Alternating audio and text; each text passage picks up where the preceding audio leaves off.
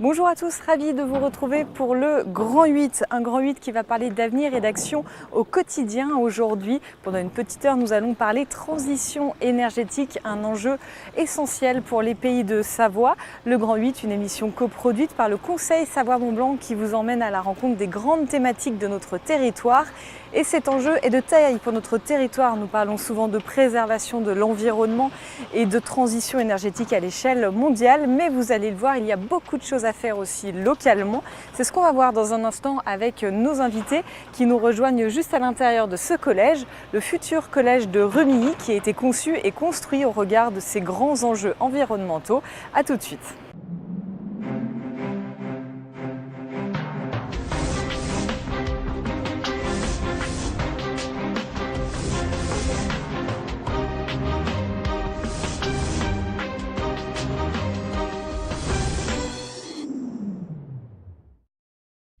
Bienvenue donc sur le plateau du Grand 8. Nous allons parler transition énergétique qui représente, je l'ai dit tout à l'heure, un enjeu majeur pour les pays de Savoie. Les départements de la Savoie et de la Haute-Savoie sont mobilisés sur ce sujet. De nombreux leviers existent, on va le voir tout au long de cette émission. Réduire les consommations d'énergie, encourager la production d'énergie renouvelable ou encore soutenir les solutions alternatives à la voiture, développer les modes de déplacement doux. Tout un tas de sujets à aborder. Et avec moi justement pour les aborder, Annick Cressan, conseillère départementale déléguée au développement durable et à l'aménagement numérique sur la Savoie. Bonjour. Bonjour. Et Christelle Pétex, vice-présidente du développement durable, environnement et forêt en Haute-Savoie. Bonjour. Bonjour. Alors, une question pour commencer à toutes les deux. Aujourd'hui, plus personne ne conteste cet enjeu sur le territoire ou est-ce qu'il faut encore sans arrêt se battre sur ces thématiques-là, Annick Cressan ? Alors, je crois qu'effectivement, plus personne ne conteste, mais en même temps, il y a nécessité de sans arrêt revenir sur l'ouvrage pour réaffirmer un certain nombre de choses et pour relancer la dynamique qui est amorcée maintenant en Savoie et en Haute-Savoie depuis de très nombreuses années. Christelle Pétex, il ne faut jamais lâcher ? Il faut jamais lâcher. Je pense qu'il faut coopérer pour mieux réussir et surtout bien faire entendre qu'individuellement, on peut aussi agir. Collectivement, il y a énormément de choses qui se font et il faut continuer à motiver, à mobiliser individuellement les actions de développement durable. Alors le tournage, il n'a pas été choisi au hasard. Nous sommes là dans la future salle polyvalente du futur collège de Remilly qui a été conçu, construit avec toutes ces priorités environnementales. C'est un bâtiment qui se veut exemplaire ? Oui, c'était l'objectif de départ. C'est donc un nouveau collège construit en exemplarité au niveau développement durable, au niveau transition énergétique. Et c'est un exemple qu'on souhaite mettre en œuvre sur les prochains collèges. On en a deux bientôt en construction plus proche du Grand Genève. C'est vraiment sur ce type de collège-là que nous souhaitons continuer à construire les bâtiments du département. On va en parler d'ailleurs de cette fameuse construction de bâtiments, que ça soit dans le privé ou dans le public. Mais avant, on va regarder une petite vidéo puisque la Savoie a lancé un plan climat avec des actions très concrètes. Et on commence avec une petite vidéo pour entrer dans le vif du sujet, pour inciter les Savoyards à mieux isoler leur logement.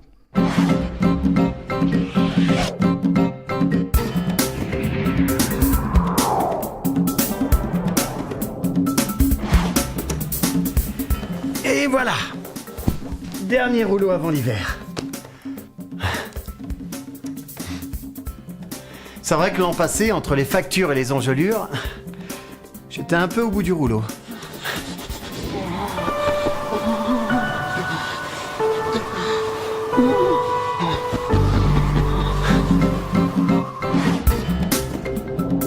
Savez-vous que si tous les Savoyards amélioraient l'isolation de leur logement, l'économie de CO2 serait de plus de 10%?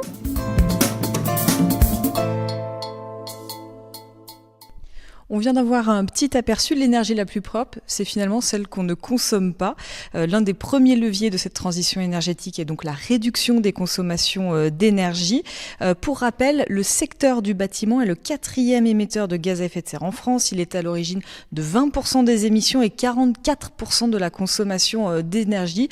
On va commencer par le devoir d'exemplarité peut-être de vos institutions. Que faites-vous de vos bâtiments publics ? Certains sont sont assez anciens, comme tous les bâtiments de France finalement. Donc que faites-vous concrètement les départements ? Effectivement, la dépense énergétique des bâtiments, du patrimoine du département représente 60% des émissions de gaz à effet de serre dans notre bilan d'émissions de gaz à effet de serre dans notre BGES. Donc si nous voulons agir pour le climat et pour améliorer tout cela, il faut effectivement agir sur nos bâtiments. Et comme l'a dit Christelle, ce sera aussi une façon d'être exemplaire et de montrer ce qu'il est possible de faire. Donc plusieurs actions à ce niveau-là. Déjà avoir un état des lieux pour pouvoir mesurer la progression que nous pourrons avoir avec tout ce qui va être mis en place. Avoir un outil pour suivre les consommations et pour pouvoir ajuster les différentes actions. Et puis ensuite, 2 types d'actions. Agir sur les comportements avec les 2500 agents du département et agir sur les bâtiments, sur les constructions, en améliorant l'ancien et en étant exemplaire sur les constructions nouvelles, comme ici dans ce collège, en essayant, dans la mesure du possible, de construire des bâtiments que l'on dit BEPOS, qui sont positifs, qui ont un bilan énergétique positif et qui consomment peu et ont peu de pertes énergétiques. On retrouve les 2 mêmes axes de travail sur les bâtiments publics aussi en Haute-Savoie ?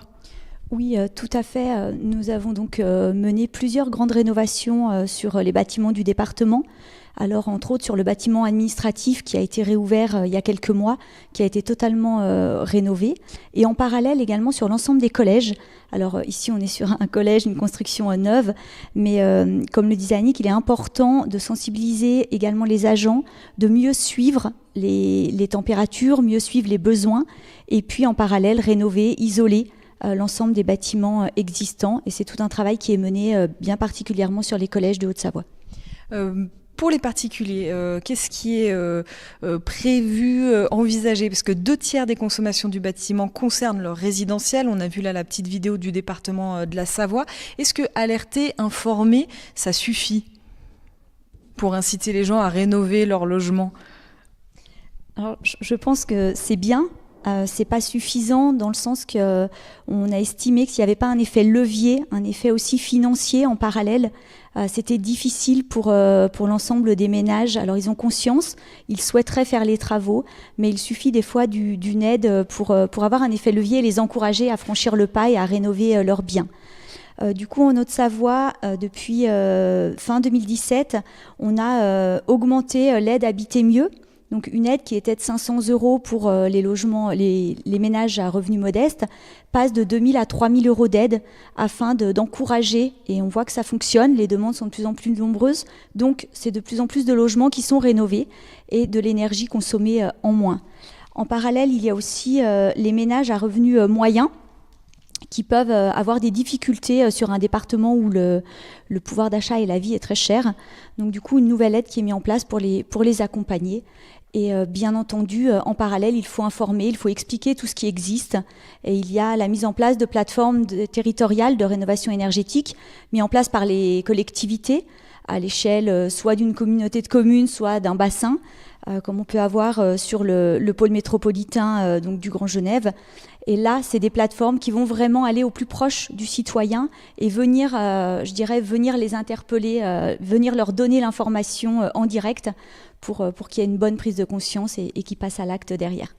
Il faut aller les chercher, ces citoyens, sur le sujet de la rénovation énergétique. J'ai noté un chiffre, il y a 12 millions de Français qui ont du mal à payer leurs factures de fioul, de gaz, d'électricité. On parle de précarité énergétique, on en parle de plus en plus, donc il faut pouvoir accompagner les gens. Tout à fait. Donc nous avons effectivement en Savoie un dispositif SLIM qui permet d'accompagner les personnes en situation de précarité à changer leur comportement et à mettre en place de petites mesures pour améliorer l'efficacité énergétique de leurs logements qui sont souvent des logements anciens. Donc deux phases dans cette action, une phase de repérage et de donneurs d'alerte en quelque sorte avec les travailleurs sociaux qui sont sur le terrain auprès de ce public. Et puis une deuxième phase d'accompagnement avec des techniciens qui sont là plus ancrés sur les territoires et qui agissent au niveau des logements sur des petits gestes. Réduire la consommation d'eau avec des réducteurs de pression, changer les ampoules en mettant des LED, penser à aérer mais aussi à fermer les fenêtres alors que les radiateurs sont ouverts, baisser les radiateurs quand on quitte le logement ou quand on part sur plus d'une journée, etc. Donc c'est un réel accompagnement et une éducation qui permet effectivement d'avoir un gain au niveau énergétique. La Savoie s'est fixé un plan climat départemental avec un objectif, réduire les émissions de gaz à effet de serre de la collectivité de 14% jusqu'en 2022. Comment ça se présente ? Parce que c'est un objectif chiffré, c'est tout le temps compliqué à tenir. Oui, mais en même temps, ça nous donne un but. Et je pense que c'est motivant de savoir où l'on va. Et au fil des années, de voir, avec les actions qui sont mises en place, ce taux qui diminue. Voilà. Donc, c'est bien d'avoir un objectif chiffré. Après, un certain nombre d'actions pour agir, on l'a dit, sur les bâtiments, sur les déplacements, sur les comportements de nos agents, et avec la somme de toutes ces petites et grandes mesures, arriver à cet objectif de moins 14%. Est-ce que ces effets de levier dont vous avez parlé tout à l'heure, ils fonctionnent ? C'est-à-dire que depuis leur mise en place, est-ce qu'on a vu des résultats ou est-ce que c'est trop tôt pour le dire ? Alors, on commence à voir des résultats dans le nombre de demandes. Après, c'est un peu tôt pour le dire, vu que ça a été mis en place fin 2017. En tout cas, je dirais pour les revenus intermédiaires, c'est encore tôt pour évaluer les résultats, mais il y a un vrai suivi. Et on attend de voir, on est impatient de voir l'avancée rapide du nombre de logements réhabilités. Alors dans ces différentes actions, il y a aussi l'incitation à la construction bois. Encore une fois, on est dans un bâtiment qui en a bénéficié. C'est une construction qui est intéressante d'un point de vue énergétique. Comment inciter à construire d'une certaine façon, là encore, en sachant qu'on est à quelques mètres du pôle Excellence Bois qui est porté par les 2 départements. Donc comment inciter les gens à construire en bois ? Déjà, comme toujours, de l'information, de la sensibilisation et le pôle Excellence Bois, effectivement, qui est à 2 pas d'ici, organise des portes ouvertes, des journées de sensibilisation ouvertes à tout public pour que les porteurs de projets puissent venir s'informer et ne serait-ce qu'avoir l'idée de construire en bois et si possible en bois local. Et puis là, ce sont les particuliers qui sont accompagnés, mais aussi les professionnels qui peuvent ensuite présenter ces différentes méthodes de construction aux particuliers. Oui, le pôle d'excellence bois, c'est l'exemple, je dirais, pour arriver à toucher toutes les personnes concernées par les constructions bois. Il y a les particuliers, il conseille également les maîtres d'ouvrage, il met en relation aussi les constructeurs avec les demandeurs, et puis il peut mettre en avant des exemples. Et c'est vrai que je pense que la remarque est tout à fait juste, c'est de prouver qu'il est possible de le faire et de pouvoir surtout s'appuyer sur des exemples, sur des retours d'expérience. Et c'est intéressant, ne serait-ce que pour les collectivités, de pouvoir se dire oui, en effet, notre projet, nous pouvons le construire en bois. Alors on va voir un autre volet de l'économie d'énergie, celui de la lutte contre le gaspillage alimentaire et l'amélioration du traitement des déchets. Je vais vous donner un chiffre un peu effrayant. La production d'ordures ménagères a doublé en 40 ans et près de 80% sont encore enfouis ou brûlés. Donc il y a encore un petit peu de boulot et vous y travaillez notamment par le biais des collèges puisque les départements ont la compétence collège et restauration scolaire. Donc là c'est un bon biais disons pour sensibiliser les plus jeunes dès le collège. Effectivement, sensibiliser dès le plus jeune âge, c'est extrêmement important. Et puis, mettre en place des actions dans nos collèges, les collèges du département, c'était aussi assez emblématique pour nous. Donc, autour de la restauration scolaire, des actions d'information avec de l'affichage, avec certaines actions un peu emblématiques tout au long de l'année. La mise en place donc d'actions pour éviter le gaspillage avec des tables de tri, avec des selfs qui sont réorganisés pour que les jeunes choisissent juste ce dont ils ont envie et à leur faim et pas plus. Et puis aussi la formation des agents, des cuisiniers pour accompagner les élèves dans cette action anti-gaspillage. On retrouve d'ailleurs un petit peu le même schéma en Haute-Savoie. On va avoir un exemple très concret avec ce reportage de Sébastien Germain qui s'est rendu au collège d'Évire dans le bassin annécien, qui a mis en place justement ces fameuses tables de tri, le compostage et derrière le jardin pédagogique. Comme ça, la boucle est bouclée, on regarde le reportage. Au collège Évire à Annecy-le-Vieux, la lutte contre le gaspillage alimentaire commence ici dans le restaurant scolaire. Tous les midis, environ 500 repas sont servis. Et une fois le déjeuner terminé, le compost est désormais un passage obligé pour élèves et personnel de l'établissement. Alors ici, j'ai souligné en jaune tout ce qu'il y a à mettre dans le compost, c'est-à-dire les seaux blancs qui se situent ici. Ça sensibilise les élèves beaucoup au niveau des déchets. On a moins de gaspillage de pain, moins de gaspillage de nourriture. On a fait un self au niveau des entrées. Ils se servent de ce que vraiment ils vont manger. C'est-à-dire qu'on ne va pas leur mettre une assiette avec 100 grammes, ils vont vraiment prendre ce qu'ils ont besoin. Illustration de ces efforts quelques minutes après la fin du service. Plusieurs élèves sélectionnés procèdent à la pesée quotidienne des récipients à compost. Le poids total des aliments récoltés permet de mieux se rendre compte des améliorations en matière de gaspillage. Je trouve qu'au collège, ils n'ont pas souvent l'occasion de faire des choses concrètes, si ce n'est dans des matières un peu comme la mienne en physique-chimie. Mais donc là, c'est intéressant de les voir parce qu'on les voit dans un cadre tout à fait différent et certains y trouvent tout à fait leur compte, quoi. Et ça leur apporte, je pense, à eux beaucoup de choses. Voilà. Direction ensuite la cour de récréation et les 4 bacs à compost pour ces déchets qui vont lentement mais sûrement se transformer en engrais. Des engrais qui serviront à alimenter la phase finale de ce cercle vertueux, un jardin pédagogique entièrement façonné par les élèves. C'est une véritable aventure parce qu'au départ, le fait de toucher à la terre, de toucher aux petites bêtes, les vers de terre, les cloportes et j'en passe et des meilleurs, au départ, les élèves, il y en a qui étaient un peu rebutés par tout ça, mais au final, ils comprennent très bien l'utilisation parce que justement, ils voient qu'on va jusqu'au bout de la démarche. On ne s'est pas arrêté qu'au compost, on a fait pousser des choses. Et après on les cuisine. Et preuve que cette démarche éco-responsable est entrée dans les mœurs des collégiens. Ce vendredi-là, entre midi et 2, une petite dizaine d'élèves cultivent le potager en libre service. En fait, ils nous expliquent comment fabriquer une serre et tout. Et du coup, c'est 2 fois plus pratique. Comme ça, on aura moins de problèmes avec certains cours comme technologie, SVT, chimie. Du coup, ça nous avance un peu sur nos bulletins et du coup, c'est bien. Ça évite le gaspillage et comme ça fait moins de gaspillage pour les enfants qui ne sont pas à manger. Le collège Évire est l'exemple concret de la série de mesures voulues par le département concernant cette thématique de la lutte contre le gaspillage alimentaire. Au total, cela représente un budget de 37 680 €. Ces collégiens qu'on vient d'entendre, ils vont aussi pouvoir sensibiliser leurs parents, grands-parents, leurs proches. Ça va être des bons ambassadeurs. Annick Cresson. Effectivement, le tri sélectif s'opère aussi avec les déchets ménagers dans les familles, avec effectivement différents bacs pour le verre, pour les cartons, etc.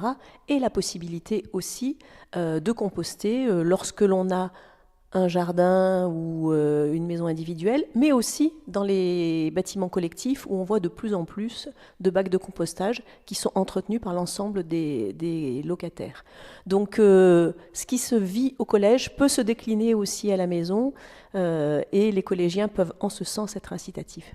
Et d'ailleurs, ça a l'air de plutôt bien fonctionner. Les premiers signes positifs existent, puisque ce soit en Savoie ou en Haute-Savoie, la collecte des ordures ménagères par habitant a diminué, 21% en 8 ans pour la Haute-Savoie. Le pari, il est gagné là-dessus ? Alors le pari n'est pas gagné, on souhaiterait que la baisse soit encore plus forte et c'est pour ça qu'on continue à communiquer, qu'on continue à être exemplaire au niveau des collégiens pour que ce soit de vrais ambassadeurs et dans leur foyer et que les ordures ménagères, la part ordures ménagères continue à baisser. Mais en tout cas, le pas a été important, intéressant et encourageant pour la suite, oui. Et puis on va voir un autre exemple, parce qu'il y a le compostage, etc., on l'a vu, mais la Savoie, toujours dans le cadre de son plan climat, préconise les achats en vrac. Donc on regarde une petite pastille et puis ensuite on va accueillir avec nous Franck Baruel, qui est expert à l'Institut national de l'énergie solaire, pour parler de la diversification des ressources énergétiques. À tout de suite.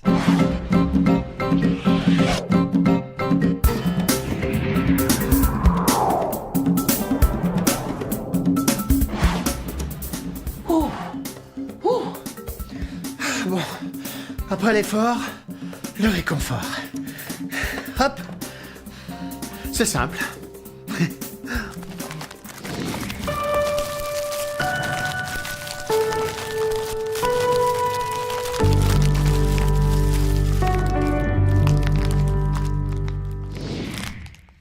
C'est tellement plus simple d'acheter en vrac.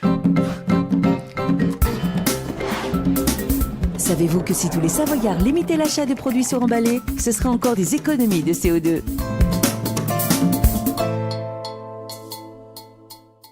Franck Baruel, expert à l'Institut national de l'énergie solaire qui est basé au Bourget-du-Lac, nous a rejoint. Bonjour. Bonjour. Alors donc nous allons parler diversification des ressources énergétiques dans cette partie, et on va le voir, il y a beaucoup de possibilités.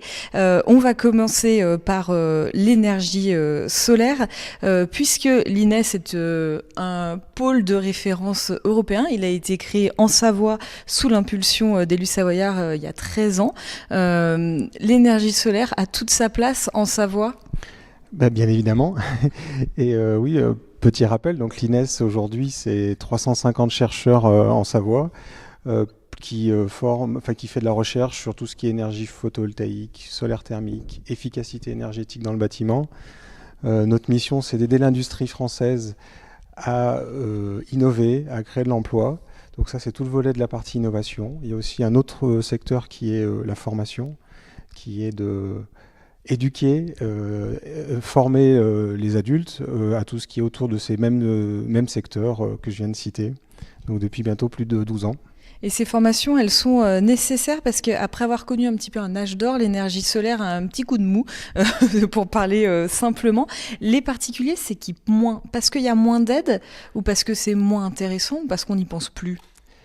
Eh ben, je retiendrai le troisième, parce que les prix ont énormément baissé en fait en 10 ans. Un système photovoltaïque coûtait à peu près... Le prix de production ? Le prix d'achat. Vous, en tant que particulier, si vous achetiez un système, vous allez le payer à peu près 8 € par watt il y a 10 ans. Aujourd'hui, ça va être dans les 1,20 €, 1,30 €. Donc il y a une baisse énorme du prix que ça vous coûte. Inversement, par contre, les aides en tout cas, l'argent que vous allez avoir en revendant l'électricité, lui, a baissé. Il a baissé d'un facteur 3. Avant, vous pouvez revendre à 50 centimes par kilowattheure. Aujourd'hui, on est en dessous de 20 centimes. Mais si vous voyez, d'un côté, on a divisé par 6, on a réduit par 3, mais le produit est toujours très favorable. Donc, en fait, il y a une mauvaise communication pour le particulier. C'est-à-dire qu'aujourd'hui, il est toujours intéressant de produire de l'électricité photovoltaïque d'un point de vue économique, mais surtout d'un point de vue énergétique. Il faut quand même bien le rappeler que le photovoltaïque, c'est avant tout une source d'énergie. Ce n'est pas un placement financier. Et justement, vous, le rôle des conseils départementaux, c'est encore une fois d'être exemplaire sur la question et d'informer, de montrer les différentes possibilités en termes de diversification. Je crois que les bâtiments publics du département, certains sont équipés notamment de photovoltaïque, mais pas que. Donc le rôle d'exemplarité, encore une fois, il est important. Christelle Pétex ? Oui, le souhait, c'est bien d'être exemplaire, et le photovoltaïque en fait partie. Il n'y a pas une production d'énergie idéale et ne faire que celle-ci. Je pense que l'intérêt, c'est bien d'aller sur les différentes sources d'énergie renouvelable. Une douzaine de bâtiments du département sont équipés de panneaux photovoltaïques. Et puis, en parallèle, je pense qu'il est important aussi de soutenir les actions. On a de nombreuses actions d'énergie citoyenne qui sont en train de se mettre en place sur le département de la Haute-Savoie. Et le département souhaite soutenir ces mobilisations, ces actions, donc accompagnées d'associations du type Innoval. Et je pense que ça rejoint, c'est bien pour que les particuliers arrivent à aller sur le photovoltaïque, à communiquer, à les sensibiliser sur ce sujet. Là encore, il faut les deux volets, le public qui joue le jeu et les particuliers à informer, inciter. Tout à fait. Donc, les départements qui sont dans l'exemplarité et qui, quand ils le peuvent, à l'occasion d'un renouvellement de chaudière ou d'une construction neuve, donc utilisent le photovoltaïque. Et puis, inciter les particuliers. Et notamment, je voudrais mettre en avant une action qui a été développée par les intercommunalités, qui est la création d'un cadastre solaire, qui permet de savoir sur un plan quelles sont les surfaces qui sont exploitables, les toits, les jardins, voilà. Et je pense que ce cadastre solaire va permettre de donner des informations et d'être incitatif pour les particuliers qui ont l'idée et qui pourront vérifier justement s'ils se situent vraiment dans une zone propice, et je pense que ça peut être un plus. Comment convaincre ceux qui hésiteraient ? Eh bien, je pense que c'est déjà une très bonne idée. Ces outils pédagogiques, ça reste des outils pédagogiques. Pareil, à l'INES, on met en place des outils sur lesquels n'importe quel particulier peut aller voir si, en fonction de la consommation de sa maison, de la ressource solaire dont il dispose, il peut avoir un vrai intérêt énergétique et économique à le faire. Donc il faut faire encore une fois de la pédagogie sous tous les aspects, que ce soit dans les secteurs éducatifs, que ce soit dans les secteurs politiques. Il faut le dire et le redire. Et comme je disais tout à l'heure, bien redire qu'aujourd'hui, on rentre vraiment dans la phase des 10 dernières années, on parlait d'économie, de placement financier, soyons très clairs. Aujourd'hui, on parle vraiment de participer au mix énergétique national. Et on rentre vraiment dans cette nouvelle décennie aujourd'hui.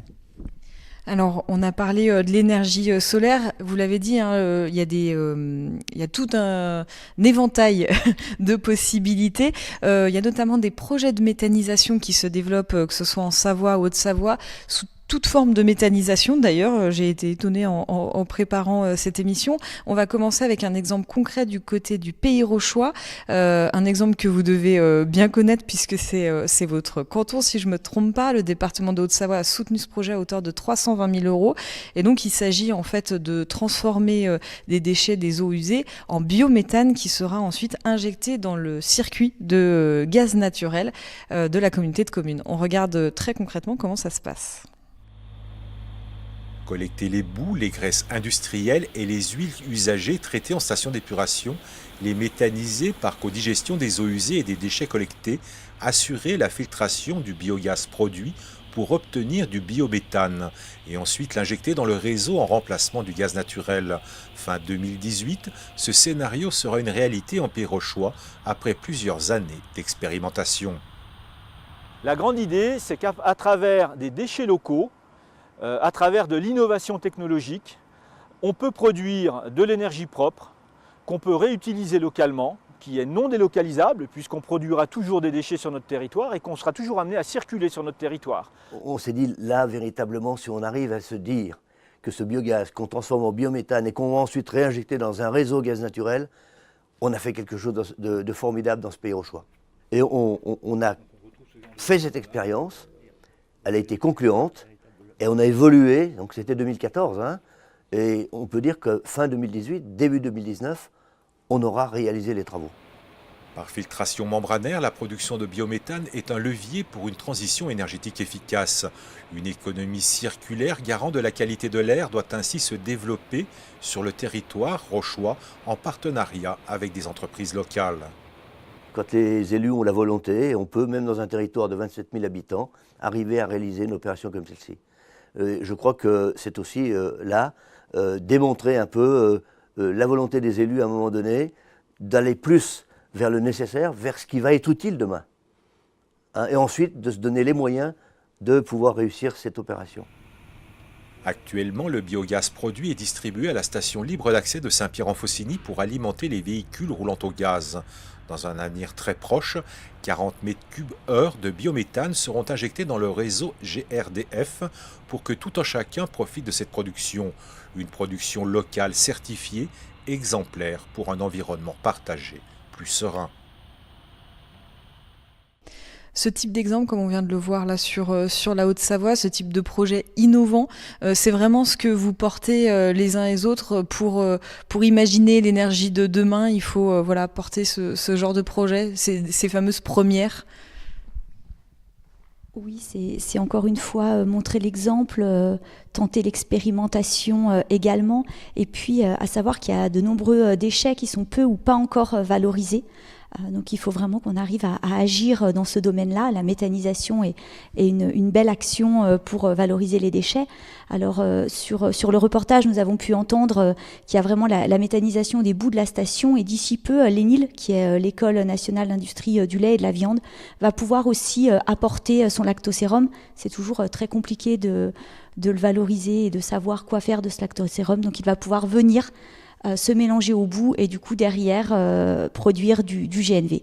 La transition est toute trouvée avec un projet savoyard. Là aussi, je crois que c'était une première. C'est la première usine à énergie positive. En tout cas, c'est comme ça que c'était présenté. Ça se passe à Albertville. Là, ce sont les producteurs du fromage de Beaufort, là encore que vous connaissez bien puisque c'est votre canton, qui ont imaginé cette transformation donc en produits laitiers. Il y a du beurre, de la ricotta, mais aussi de l'électricité avec le petit lait. Et ça aussi, c'est innovant.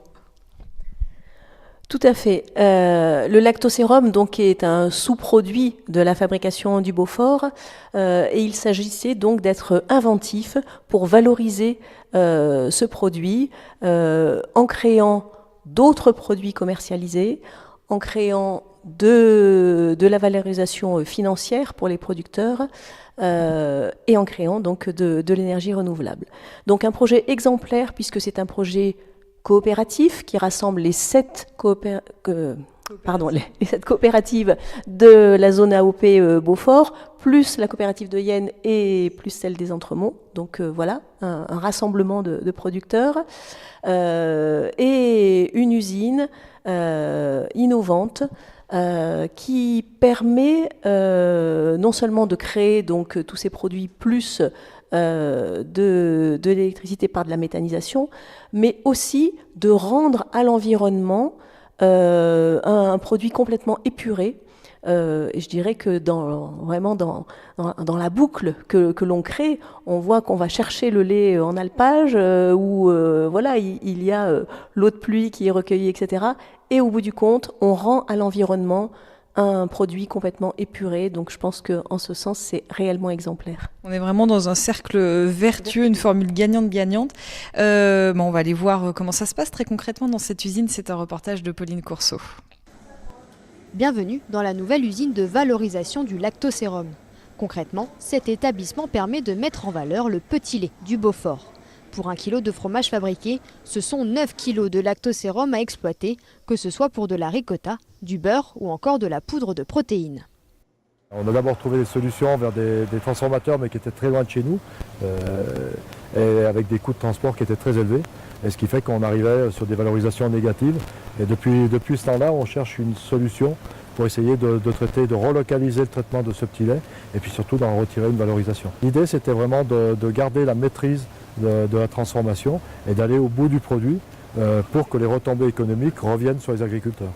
Une 4e voie de valorisation a aussi été mise en place et celle-ci peut paraître étonnante. Après la transformation du petit lait, il reste encore 90% du volume d'eau. Alors, pour ne pas perdre la moindre goutte, l'usine a investi dans une unité de méthanisation. Notre biogaz, on va le valoriser sous forme d'électricité, donc il est brûlé dans un moteur à gaz qui alimente une génératrice. Il va nous permettre d'apporter 400 kW en puissance électrique qui vont être revendus au réseau EDF.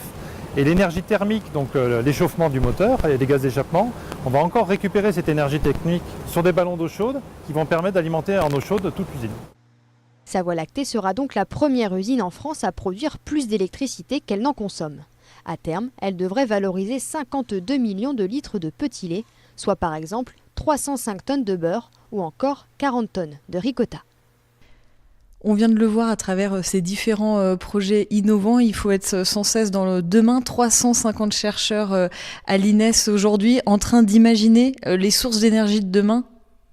Oui, et ça nous occupe. Sacré challenge. Oui, sacré challenge. Toutes les étapes sont étudiées. On essaye de travailler sur le matériau de base, donc qui peut être le silicium pour la partie photovoltaïque. On va travailler sur comment faire des cellules à très haut rendement, comment faire des panneaux solaires qui sont peut-être plus légers, qui coûtent moins cher bien évidemment, mais aussi on travaille sur l'aspect esthétique. Parce que c'est un aspect assez important, notamment dans un endroit comme la Savoie, la Haute-Savoie, où on a des contraintes de par notre beau paysage, de faire du photovoltaïque qu'on ne voit pas, mais qui marche tout aussi bien. Donc ça, c'est un gros challenge que l'on a depuis quelques années, mais qui est de plus en plus pressant. Et puis on a même des projets un peu fous, on doit même rouler sur des panneaux solaires. Oui, non, ça nous occupe très bien. Bon, en attendant de rouler sur les panneaux solaires, on va passer à la troisième partie, notamment sur la mobilité douce. Et on va regarder donc une petite pastille du département de la Savoie qui incite à circuler en vélo. Merci beaucoup d'être venu sur le plateau du Grand 8. Merci.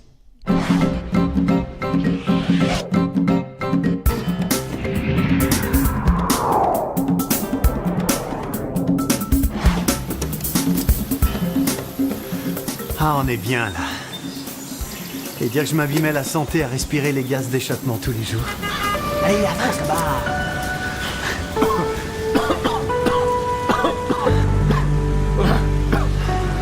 Eh ben allez, avance. Ça, c'est une belle journée qui commence. Savez-vous que si tous les Savoyards se déplaçaient en vélo, l'économie de CO2 serait de près de 6%. L'objectif des différents outils dont nous avons déjà parlé est évidemment notamment d'améliorer la qualité de l'air. On l'évoque souvent dans nos vallées alpines. Franck Baruel de l'Institut national de l'énergie solaire a laissé sa place à Denis Cardinet, responsable production de l'INEALP. Vous êtes le représentant de l'un des bénéficiaires du fonds Air Industrie dont on va reparler dans quelques minutes. Mais avant, un mot sur l'enjeu sanitaire. On parle régulièrement donc de pollution dans les vallées alpines et notamment dans la vallée de l'Arve. On le sait, les sources de pollution sont multiples. Les leviers doivent donc être multiples aussi. Oui, les leviers doivent être multiples et surtout, ce qui est important, c'est de montrer que tout le monde agit. Les sources de pollution, on est surtout sur les PM10, on en parlera tout à l'heure par rapport au chauffage les particules bois. Fines, ce qu'on appelle les particules fines. Exactement. Par contre, il était important de montrer que les collectivités, les citoyens au niveau chauffage, au niveau transport et les industriels sont prêts à intervenir pour montrer qu'ils agissent pour la qualité de l'air. Le fait qu'il y ait eu des alertes, on a notamment entendu parler de chiffres, il y a notamment l'étude de l'organisme Santé publique France qui a révélé que la pollution aux particules fines provoque 85 décès prématurés par an dans la vallée de l'Arve. Ça incite justement cette volonté collective, ça pousse à ça? Alors ça vient alimenter ce qui se faisait déjà. Ça fait longtemps que la vallée de l'Arve est un territoire d'expérimentation, un laboratoire pour la qualité de l'air. Au niveau de la topographie, les actions doivent être encore plus multiples pour arriver à agir. La topographie fait qu'il est difficile donc de gérer et d'améliorer cette qualité de l'air, sans parler du nombre d'habitants supplémentaires et de l'ensemble des activités qui s'y passent. Mais ça fait de nombreuses années qu'il y a des actions. Et d'ailleurs, la qualité de l'air s'est améliorée. Alors, ces dernières années, il est important de le souligner, mais il faut encore agir toujours et toujours. Alors, parmi les différentes actions, notamment sur la Savoie, il y a toujours ce fameux devoir d'exemplarité avec des incitations, notamment auprès de vos agents, à la mobilité douce. Là encore, l'énergie la plus propre est celle qu'on ne consomme pas. Donc, en laissant sa voiture au garage et en prenant un vélo électrique, une voiture électrique, pourquoi pas. Là encore, le devoir d'exemplarité, ça fonctionne ?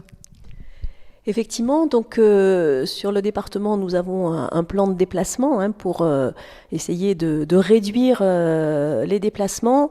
Alors déjà, en incitant à une meilleure organisation, en mettant en place des visioconférences, donc en mettant en place le télétravail. Ainsi, les agents ne bouge pas.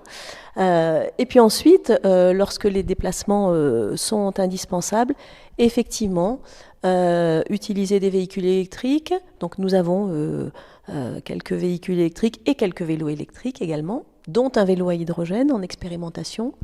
Cette question-là, la question des transports en commun, même au travail, on peut aussi prendre les transports en commun et ainsi modifier donc ces habitudes.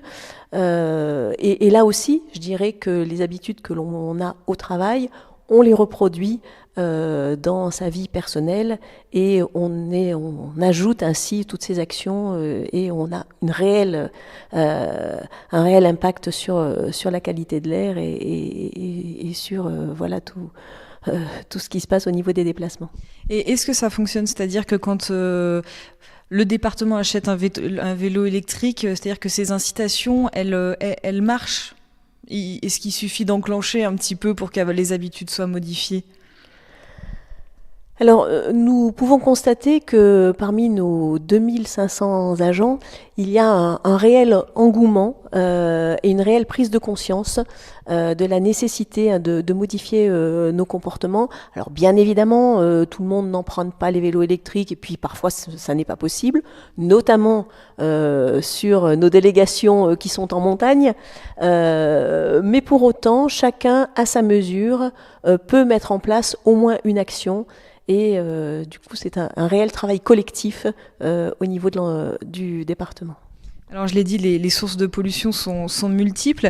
En Haute-Savoie, il a donc été mis en place le fonds Airbois dans un premier temps. Donc ça, c'est pour inciter les particuliers à changer leur système de chauffage. Et puis plus récemment, le fonds Air Industrie, donc qui vise à limiter l'émission de particules des professionnels. Vous en avez bénéficié très concrètement. Comment ça s'est passé ? Donc nous transformons donc du bois, nous avons des déchets de bois et nous chauffons nos ateliers avec ces déchets de bois. Et nous avions une chaudière qui dégageait 125 mg norme à mètre cube de particules fines. Et avec la nouvelle installation que nous avons mis en place avec cette aide, nous sommes parvenus à 16 mg nanomètre cube. Donc une très nette amélioration. Et je dirais que le but était vraiment de descendre donc, ces émissions de particules fines. Et donc le but est atteint avec cette nouvelle installation qui est donc une chaudière qui est couplée avec un système de filtration très performant afin de capter toutes ces particules fines qui partaient jusqu'à présent dans l'atmosphère et qui désormais sont récupérées dans des big bags. Ça, vous n'auriez pas pu le faire sans le fonds Air Industrie ? Alors c'est une question qui était posée depuis quelques temps, mais si vous voulez, c'était un effet déclencheur pour pouvoir mettre en place cette nouvelle installation avec ce filtre très performant. Plusieurs collectivités sont associées à ce fonds Air Industrie, le département évidemment, mais vous n'êtes pas seul. Il y a la communauté de communes là, pour vous, du Pays Rochois, la région. Là encore, il faut une volonté collective sur ce type de projet. Alors il y a eu donc les synergies sont mises en place, avec, notamment la région, le département, la communauté de communes et la commune pour, je dirais, monter le dossier et pouvoir aboutir à cette aide pour participer à ce financement de cette nouvelle chaudière. C'est un travail qui a été fait sur 6 mois pour préparer le dossier, pour trouver les bons moyens techniques et le bon matériel pour parvenir à diminuer très fortement ces émissions de particules fines. Et vous êtes la seule entreprise de l'Arve ou il y a eu d'autres... Alors en ce qui concerne la filière bois, à ma connaissance, nous sommes les seuls pour l'instant à avoir bénéficié de ces aides et d'avoir fait cet investissement pour je dirais, participer à la réduction des particules fines, qui est un sujet très sensible dans la vallée de l'Arve. Il faut continuer d'informer, d'inciter, que ce soit les particuliers avec le fonds Airbois ou les professionnels avec le fonds Air Industrie. C'est la pédagogie, on y revient. Oui, il faut de la pédagogie et surtout, je tiens à souligner que ce fonds Air Industrie, c'est pour accompagner, pour aller au-delà de la norme. Donc c'est vrai que l'entreprise respectait déjà les normes jusque-là et c'était vraiment le souhait d'aller bien au-delà en diminuant encore plus les particules. Donc il faut aussi réussir à avoir un effet levier auprès des entreprises et un vrai soutien, c'est que tous ensemble qu'on peut arriver à avancer. Donc des diagnostics sont faits sur l'ensemble de la vallée de l'Arve pour voir les besoins qu'il y aurait, que ce soit en entreprise du bois ou autre industrie. On parle maintenant plus de fonds air entreprise que de fonds air industrie, selon les secteurs de la vallée, selon où on se situe. Entre autres, aux alentours de Salanches-Passy, on s'aperçoit que c'est plutôt des petits artisans du bois qui auraient besoin d'être soutenus parce que c'est les plus gros émetteurs aujourd'hui au niveau des entreprises. Mais voilà, c'est aussi être capable de s'adapter en fonction des besoins de terrain et puis d'encourager, de communiquer et surtout de se mettre tous ensemble. Le collectif est très important. Même question pour tous les trois. Cette volonté collective aujourd'hui, est-ce qu'elle est plus présente qu'il y a 3 ans, 4 ans, 5 ans en arrière? Est-ce que dans vos domaines respectifs, dans vos territoires respectifs, vous le sentez ça? Annick Cressan. Si vous voulez savoir s'il y a une volonté, ça on est certain. On revient sur ce qu'on a dit tout au long de cette émission, où il faut sans arrêt inciter, informer et continuer d'avancer. Et innover. Voilà. Donc je dirais que oui, il y a un mouvement global qui se met en place à tous les niveaux, à toutes les échelles, et ça nous permet effectivement d'avancer et d'aller vers de l'innovation. Même dynamique pour vous ? Oui, je dirais qu'il y a eu une grande avancée. On a pu le voir en janvier-février 2017, où pour la première fois, État, région, département, communauté de communes se sont mis tous autour de la table et pour prendre des actions concrètes et s'engager sur certaines actions pour la qualité de l'air. Alors jusque-là, beaucoup de choses étaient faites, mais beaucoup séparément. Et pour une fois, tout le monde s'est bien mis autour de la table pour avancer et on en voit les résultats dans un premier temps dans la vallée de l'Arve. Oui, je pense qu'il y a une véritable prise de conscience à ce niveau-là et je pense qu'effectivement, le fait de vouloir aller au-delà de la norme, comme on l'a fait, c'est de préserver l'avenir et puis en fait, je dirais de donner une bonne image aussi à l'industrie du bois. Et ça, je pense, c'est important, sachant que le bois accompagne l'homme depuis l'éternité. Et il faut continuer dans ce sens-là et faire en sorte de laisser, je dirais, une bonne image de l'industrie aussi, et que l'industrie participe aussi de façon active à l'amélioration de la qualité de l'air pour l'ensemble des territoires.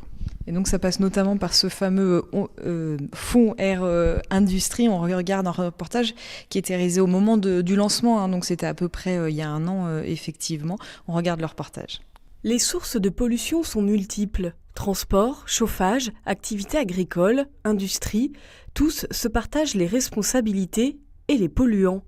L'industrie est notamment responsable de 20% des émissions de particules fines en Rhône-Alpes. À l'instar du fonds Air-Bois, mis en place pour favoriser le renouvellement du parc de chauffage des particuliers, départements et régions souhaitent développer aujourd'hui un fonds Air Industrie. La région, dans le cadre de sa compétence économie, a porté un regard particulier, l'État également, et nous avons voulu les rejoindre pour doter d'un fonds supplémentaire de 250 000 euros. La région va apporter 500 000 euros, la communauté de communes Faucigny-Guillière 250 000 euros, l'État 800 000 euros, les industriels la moitié, et on a ouvert un fonds de près de 4 millions d'euros pour lutter contre les résidus qui resteraient encore, qui sont en deçà des normes officielles, donc il n'y a pas de pollution reconnue au regard des critères, mais on va faire mieux avec Faucigny-Guillière, mais également avec d'autres intercommunalités. Ce fonds de 3,6 millions d'euros devra permettre aux industries de diminuer leur rejet de polluants atmosphériques. Pour que cet argent soit utilisé à bon escient, reste à identifier les industriels prioritaires en la matière. Aujourd'hui, ce dont on se rend compte sur nos territoires, c'est que des entreprises qui respectent la réglementation nationale, ce n'est pas suffisant pour que l'on ait une qualité de l'air qui soit bonne. Donc, il est intéressant de demander aux industries de faire mieux que ce qui est fait au niveau national. Donc, un certain nombre d'industries sont volontaires pour ça. Ça coûte relativement cher d'amener des pollutions au sein d'une entreprise. Dès lors qu'il y a des moyens, il faut que ces moyens soient mis à bon escient, que ça ait du sens, et donc qu'il y ait un diagnostic qui soit pertinent, fiable au départ, et un suivi sur qu'est-ce que l'on va gagner pour qu'on ait une certaine, on va dire, rentabilité des moyens qui sont mis en œuvre pour améliorer la qualité de l'air. Le 20 février prochain, l'ensemble des collectivités, l'État et les acteurs concernés se réuniront au conseil départemental. Au programme, les sources de la pollution et les actions à mettre en place contre ces polluants. Quant au plan de protection de l'atmosphère mis en place en 2012 dans la vallée de l'Arve, il est en cours d'évaluation. Les résultats seront présentés cet été. Et j'ajoute que le plan de protection de l'atmosphère numéro 2 dans la vallée de l'Arve sera présenté dans quelques semaines en Haute-Savoie. Qu'est-ce qu'on peut, comment aller encore plus loin, j'allais dire, dans le domaine de l'amélioration de la qualité de l'air ? Est-ce qu'on est allé au bout, disons ? Certainement pas. En ce qui nous concerne, on a fait d'autres améliorations puisqu'on est passé autant qu'on peut avec des appareils élévateurs électriques plutôt que des appareils élévateurs thermiques. Donc là aussi, c'est une amélioration qui génère aussi moins de pollution. Donc voilà, en ce qui nous concerne, quels sont les autres axes ? Maintenant, je dirais qu'en ce qui concerne l'énergie de chauffage de nos ateliers, à chaque fois qu'on peut faire en sorte d'utiliser par exemple nos déchets, nous le faisons. Ça améliore le bilan carbone de l'ensemble. Notamment sur notre atelier d'Étaux, on fait de la finition. Nous avons installé une chaudière à pellets. Donc ces pellets sont fabriqués dans notre usine de Saint-Pierre, et ce qui nous permet, je dirais, d'avoir un combustible propre. Merci beaucoup d'être venu nous témoigner votre expérience aujourd'hui sur le plateau de Grand 8. Merci. Je vous en prie. Merci. On retourne sur notre petite pastille savoyarde avec une incitation au covoiturage, parce que là aussi l'énergie la plus propre, c'est celle qu'on ne consomme pas, donc le covoiturage en est un bon exemple.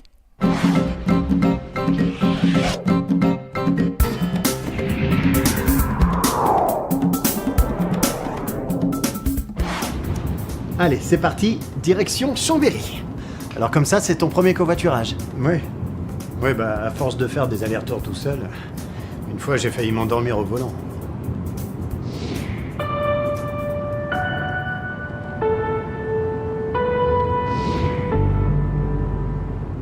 En voilà un de plus qui s'ennuiera plus sur la route. Savez-vous que si tous les Savoyards covoituraient, l'économie de CO2 serait de plus de 4%.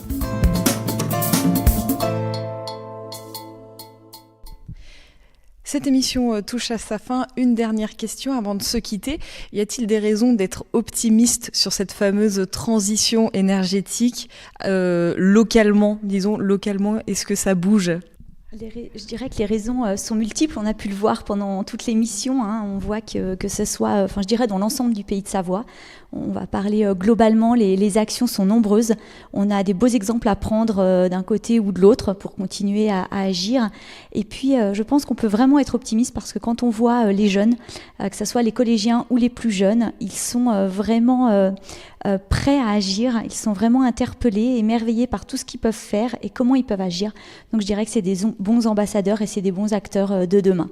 Diagnostic partagé ?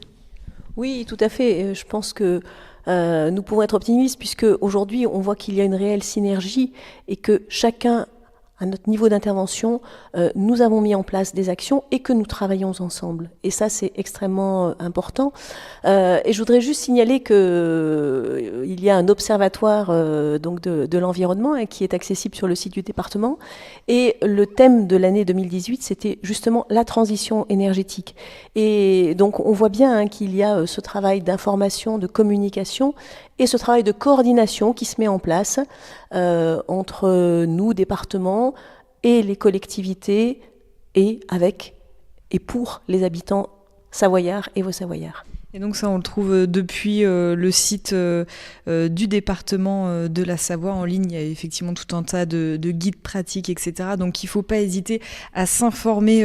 Plein d'aides, on l'a vu, existe de dispositifs, etc. Donc n'hésitez pas. Merci beaucoup à toutes les deux de m'avoir accompagnée au cours de cette émission. Le Grand 8, une émission coproduite avec le Conseil Savoie-Mont-Blanc. Un grand merci aussi à toute l'équipe technique. On se retrouve bientôt pour une nouvelle émission. Passez une très belle journée en Savoie-Mont-Blanc.